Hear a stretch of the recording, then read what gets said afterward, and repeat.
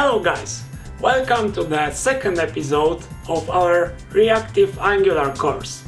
In the previous episode, I've introduced you to some basic concepts of reactive programming. We've also learned a bit of syntax of Angular of RxJS. What's more, we've looked into a demo application written in traditional imperative style. So in this episode, we are going to take this application and start transforming it to become more and more reactive. To begin with, we'll learn about the built-in Angular support for reactive programming, namely the AsyncPipe, which allows us to consume observables inside templates. So let's get to work. So all that our application does at the moment is basically fetch a list of bands from the server side and display it in a table. And we do it with the simplest way possible. So this getBands method gives us an observable. So we subscribe to the observable and we get a list of bands which we assigned to the field on the component. So why does getBands give us an observable? This is actually what a call to HTTP client would give us as well. So why did Angular authors decide to use this observable in the API? When you send a request to the server, you actually start an asynchronous operation, because in the future, at some point, there will be a response from the server. So one of the ways of looking at a response from the server side is with promises, right? So when you send a request to the server, you get a promise of a response. However, in a new Angular, we no longer have promises, we have observables. Because the other way of looking at a request sent to a server is a stream of responses. So actually, when we are sending a request to our backend, we are creating an observable of responses. And it's really a special case of observable because it will only emit a single item. So in the previous example, we had an observable that emits a lot of items, like actually infinite amount of them. But here we just have an observable that will emit a single value. But this is still a completely fine observable. The advantage we get from the fact that it is an observable is that we can use it together with RxJS operators. And we can also combine it with other observables. So we will see how in the future. But first, let me show a way of how you can consume an observable in Angular template. Because what we are doing now, which is subscribing, it's not very reactive way. It's more a traditional imperative approach. We have to introduce this field on the component just for the sake of assigning the data here. But we can actually do a little bit better. So let's remove the subscribe call and also let's remove this field here. And instead we will create another field, call it bandList $. And this is a convention for naming observable because it's kind of like band lists, which is a plural from band list, but instead of an S, we use the $sign to just indicate that this is an observable. So the type of it will be an observable of band array. And now let's assign the result of this call to this.bandList. Okay, so now we've eliminated the subscribe method and we have a field which we assigned only once. And how can we consume it from the template, right? Because if we go to the template, what we have now here is just we iterate over this list of bands. And this will no longer work. Even if we adjust the name, this will not work because ng4 expects an array, or actually an iterable here. But what we have here is an observable. So and ng4 doesn't know how to iterate over observables. But what we can do is use the AsyncPipe. So the AsyncPipe, it's built into Angular, and we can think of it as unwrapping this observable. Maybe I will add parentheses for clarity. So actually we are applying this AsyncPipe, and underneath it's actually subscribing to this observable, but it's hidden from us. It's an implementation detail, so we don't need to do this. And this thing evaluates to actually an array of bands. So we can now iterate over this array. Let's go to the browser and see if it still works. And yeah, you can see that we still have a row in a table for each band. So this AsyncPipe, as I said, it's underneath, it's subscribing to our observable, and it will also unsubscribe from the observable when the component is being destroyed. So in this case, we don't really need to unsubscribe, but there are cases when observable needs to be unsubscribed from to perform some cleanup. So this is actually good practice to use this AsyncPipe, because otherwise you could potentially forget about unsubscribing from an observable. Okay, but there is more to it. Actually, this new notation lets us do some cool stuff with the observable. So we'll start by using a special ng4 syntax. So let's now add it's actually ngIf. And we will move this thing to the ngIf.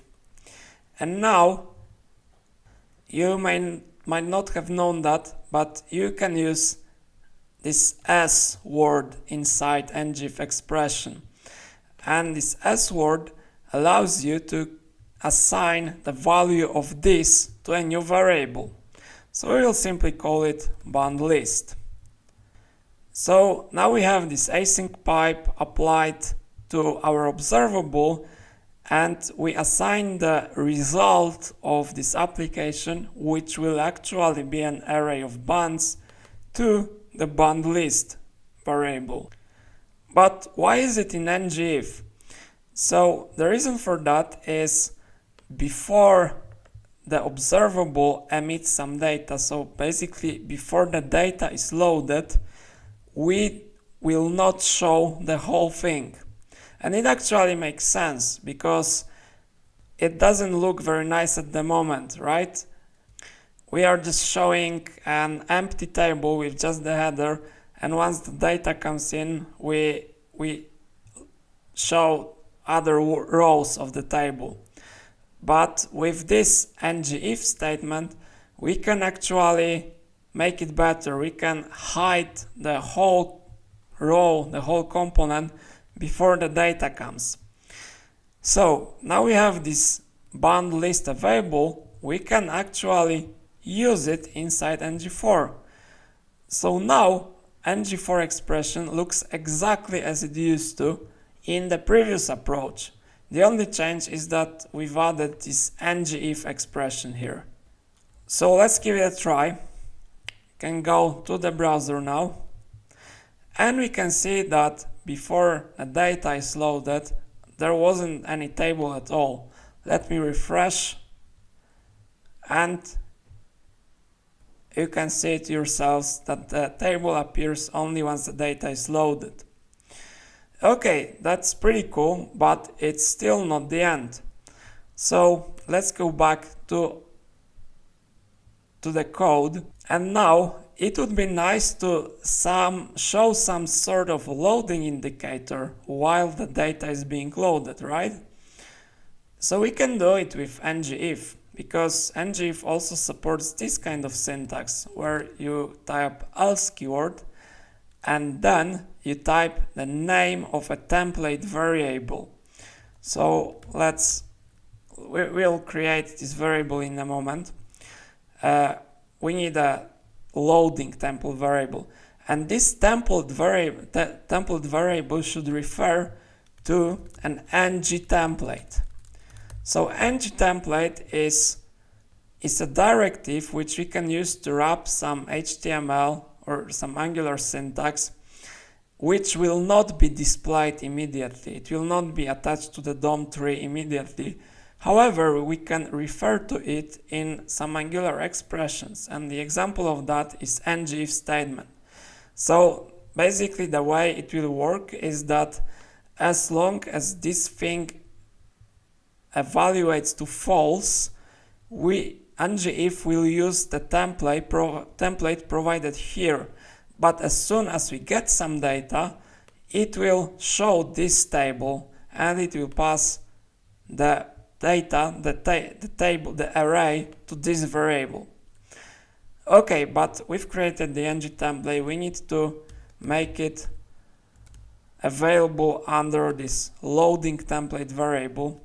And now inside we can simply add some loading indication. That will be text for now. Alright, let's see how it works. Let's go to the browser and refresh. And we can see the loading text appear, and only after a second the data with the table with the data is displayed.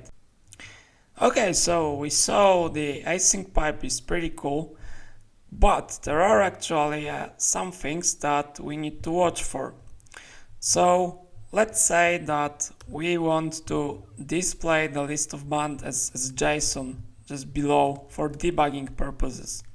So we'll use interpolation and type band list observable pipe async pipe JSON. So let's save it. Let's go to the browser, and we can see now the data displayed as JSON and as a table. So let's open the developer tools and let's go to the console tab. So we can see that our band data service reported that fetching data started twice. And although this data service isn't really fetching data from the backend, the HTTP client would behave in exactly the same way.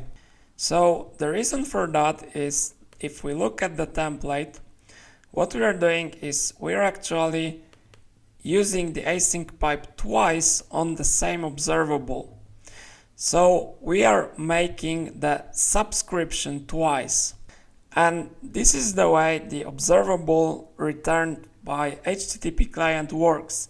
The observable itself, getting the observable, won't cause a network request. It will not cause your application to fetch the data from the server.